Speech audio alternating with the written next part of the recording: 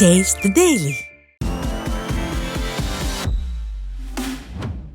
திருப்பத்தூர் மாவட்டம் வாணியம்பாடி அருகே விவசாய நிலத்தில் அனுமதியின்றி செல்லும் மின்கம்பிகளை அகற்றக் கோரி மனு அளித்தும் நடவடிக்கை எடுக்காத மின்வாரிய அதிகாரிகளை கண்டித்து துணை மின் நிலையம் அலுவலகம் முன்பாக விவசாயி தர்ணா போராட்டத்தில் ஈடுபட்டதால் பரபரப்பு ஏற்பட்டது. திம்மாப்பேட்டை பகுதியைச் சேர்ந்த விவசாயி அமர்நாத் என்பவருக்கு சொந்தமான 2 ஏக்கர் நிலத்தின் வழியாக மின்வாரிய அதிகாரிகள் அனுமதியின்றி மின்கம்பிகள் வழித்தடத்தை அமைத்துள்ளனர். இந்த நிலையில் மின்கம்பியை அகற்றக் கோரி 14வது முறை மனு அளித்த போதிலும் எந்த நடவடிக்கையும் எடுக்காததால் துணை மின் நிலையம் அலுவலகம் முன்பு அமர்நாத் தர்ணா போராட்டத்தில் ஈடுபட்டார். நீலகிரி மாவட்டம் கூடலூர் பஜாரில் திருநங்கைகளின் அராஜகம் நாளுக்கு நாள் எல்லை மீறி போய்க் கொண்டிருக்கிறது. இதன் ஒரு பகுதியாக கூடலூர் பஜாரில் நடைபாதை கடை வைத்திருக்கும் தோட்டமுலா பகுதியைச் சேர்ந்த தங்கராஜ் என்பவரின் கடையில் இருந்த நாவல் பழங்களை எடுத்து சாப்பிட்டதாகவும் அது குறித்து கேட்டபோது தகாத வார்த்தைகளில் திட்டியும் விற்பனைக்கான பொருட்களை சாலையில் வீசியும் அராஜகத்தில் ஈடுபட்டனர். இந்த திருநங்கைகளின் அட்டகாசத்தை கட்டுப்படுத்தாமல் வழக்கம் போல் எல்லாவற்றையும் விடியா திமுக அரசின் போலீசார் வேடிக்கை பார்த்து கொண்டிருப்பதாக மக்கள் வேதனை தெரிவிக்கின்றனர்.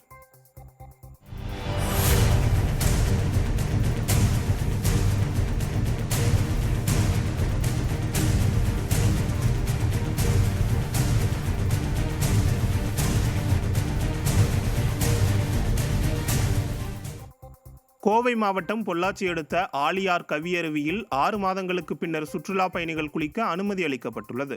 கடந்த ஜனவரி மாதம் முதல் அருவியில் நீரின்றி வறண்டு காணப்பட்ட நிலையில் தென்மேற்கு பருவமழை காரணமாக கடந்த சில நாட்களாக தண்ணீர் வரத்து ஏற்பட்டுள்ளது. இதனையடுத்து கவியருவியில் சுற்றுலா பயணிகள் குளிக்க வனத்துறை அனுமதி அளித்ததால் சுற்றுலா பயணிகள் உற்சாகமுடன் குளித்து மகிழ்ந்தனர். ஈரோடு மாவட்டம் கோபிச்செட்டிப்பாளையத்தில் அரசாணை எண் 243 ரத்து செய்ய கோரி தமிழ்நாடு தொடக்க கல்வி ஆசிரியர் சங்க சார்பில் போராட்டம் நடைபெற்றது. தொடக்கப்பள்ளி ஆசிரியர்களை மாநில அளவில் பணிமாற்றம் செய்யலாம் என அரசு பிறப்பித்த உத்தரவை ரத்து செய்ய வலியுறுத்தி 200க்கும் மேற்பட்ட தொடக்கப்பள்ளி ஆசிரியர்கள் விடிய அரசுக்கு எதிராக கண்டன கோஷங்களை எழுப்பி போராட்டத்தில் ஈடுபட்டதோடு சாலை மறியல் செய்ய முயன்றதால் பரபரப்பு ஏற்பட்டது. கொடைக்கானலில் தமிழ்நாடு ஆம்னி பஸ் உரிமையாளர்கள் சங்க பொதுக்குழு கூட்டத்தில் தலைவர் பாண்டியன் செய்தியாளர்களை சந்தித்தார். அப்போது கிலோமீட்டருக்கு பொதுவான விலை நிர்ணயம் செய்து தாருங்கள் என திறனற்ற திமுக அரசாங்கத்திடம் நீண்ட நாட்களாக கோரிக்கை வைத்துள்ளோம் என தெரிவித்தார். மேலும் வெளி மாநிலங்களில் வாகனங்களை கிலோமீட்டருக்கு குறிப்பிட்ட தொகை நிர்ணயம் செய்து வாடகைக்கு எடுத்துக்கொள்கிறது. இதுபோல் இருந்தால் அரசுக்கும் எங்களுக்கும் எந்த பாதிப்பும் இருக்காது எனவும் தெரிவித்தார். அப்படி கட்ட 90,000 ரூபாய் கட்டிடணும். சென்ட்ரல் கவர்மெண்ட் கட்டிட்டோம்னா மொத்தமா 3 மாசத்துக்கு 90,000 ரூபாய் பணம் கட்டிட்டோம்னா அந்த வண்டி காஷ்மீர் வரைக்கும் நாங்க எடுத்து போலாம். வண்டியை இந்தியா ஃபுல்லா எங்கேயும் டாக்ஸ் கேட்க மாட்டாங்க. அந்த வண்டியை எங்கேயும் நிப்பாட்ட வேண்டியது இல்ல, போயிட்டே இருக்கலாம். அந்த வண்டி அதான் ஒன் இந்தியா பெர்மிட்டோட வண்டி. அதுல இண்டிவிஜுவல் ஃபேர் கலெக்ட் பண்ணலாம், எல்லாமே இருக்கு. ஆக்சுவலா இங்கதான் முறைப்படுத்தல. இன்னும் தமிழ்நாட்டுல டூர் பெர்மிட் தான் ஓடிக்கிட்டு இருக்கு. விக்கிரவாண்டி அருகே ஆசாரங்குப்பத்தில் திமுக கிளை செயலாளர் ராமலிங்கம் வீட்டிலிருந்து 100க்கும் மேற்பட்ட வேட்டி சேலை சட்டைகள் கைப்பற்றப்பட்டன. விக்கிரவாண்டி இடைத்தேர்தலை முன்னிட்டு அங்குள்ள வாக்காளர்களுக்கு விநியோகம் செய்வதற்காக வேட்டி சேலை உள்ளிட்டவை வைக்கப்பட்டிருந்தன. இதனால் ஆசாரங்குப்பம் கிராம மக்களிடையே பரபரப்பு நிலவியது. திறனற்ற திமுக அரசு இடைத்தேர்தலை எதிர்கொள்ள வழியின்றி இதுபோன்ற செயல்களில் ஈடுபடுவதாக பொதுமக்கள் குற்றம் சாட்டினர். உதகை மற்றும் அதன் சுற்றுவட்டார பகுதிகளில் வனவிலங்குகள் உணவை தேடி குடியிருப்பு பகுதிக்குள் வருவதால் பொதுமக்கள் அச்சமடைந்துள்ளனர். உதகை அருகே ஃபன் சிட்டி பகுதியில் வீட்டின் வாசலில் அலங்காரமாக தொங்கவிடப்பட்டுள்ள பூந்தொட்டியில் சிறுத்தை ஒன்று விளையாடி சென்றது அங்குள்ள சிசிடிவியில் பதிவாகியுள்ளது. அது மட்டுமல்லாமல் உணவை தேடி அந்த சிறுத்தை பகல் நேரங்களிலேயே குடியிருப்பு பகுதிகளில் வலம் வருகிறது. அசம்பாவிதங்கள் ஏற்படும் முன்னர் சம்பந்தப்பட்ட துறையினர் முன்னெச்சரிக்கை நடவடிக்கைகளை மேற்கொள்ள வேண்டும் என அப்பகுதி பொதுமக்கள் கோரிக்கை விடுத்துள்ளனர். ஆம்பூர் அருகே சிறுத்தை நடமாட்டத்தால் பொதுமக்கள் வெளியில் நடமாடவே அச்சப்படுகின்றனர்.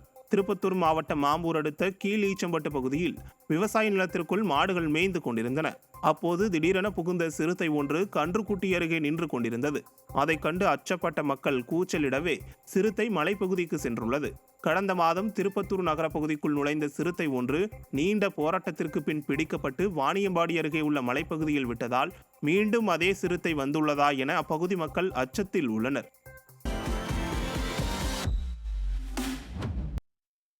கன்னியாகுமரி மாவட்டம் சுவாமித்தோப்பு செட்டிவிளை ரயில்வே கேட் முன்பு சாலையில் திடீர் பள்ளம் ஏற்பட்டுள்ள நிலையில் அதனை சரி செய்யாமல் வெள்ளை கோடிட்டு கல் வைத்தும் கயிறு கட்டியும் வைத்துள்ள சம்பவம் பொதுமக்களை முகம் சுளிக்க வைத்துள்ளது.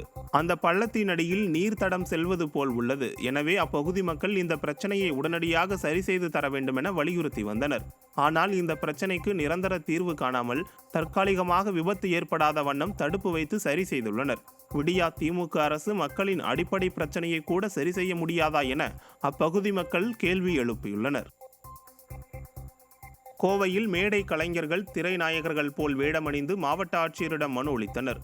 அந்த மனுவில் தமிழகத்தின் சில பகுதிகளிலும் கோவை புறநகர் பகுதிகளிலும் கோவில் நிகழ்ச்சிகளிலும் ஆபாச நடனங்கள் அரங்கேறி வருவதால் தங்களின் வாழ்வாதாரமே பாதிக்கிறது என்றும் அவர்கள் மீது நடவடிக்கை எடுக்க வேண்டும் என்றும் கோரிக்கை விடுத்தனர். அவர்களின் கோரிக்கையை செய்கைகள் மூலமாகவும் வசனங்கள் பேசியும் நடித்து காட்டி நூதன முறையில் வெளிப்படுத்தினர். தமிழகத்தில் திறனற்ற அரசின் காவல்துறையினருக்கே தெரியாமல் கோயில் நிகழ்ச்சிகளில் ஆபாச நடனம் அரங்கேறி வருகிறது என்ற மேடை கலைஞர்களின் புகார் பொதுமக்களை அதிர்ச்சியடைய வைத்துள்ளது.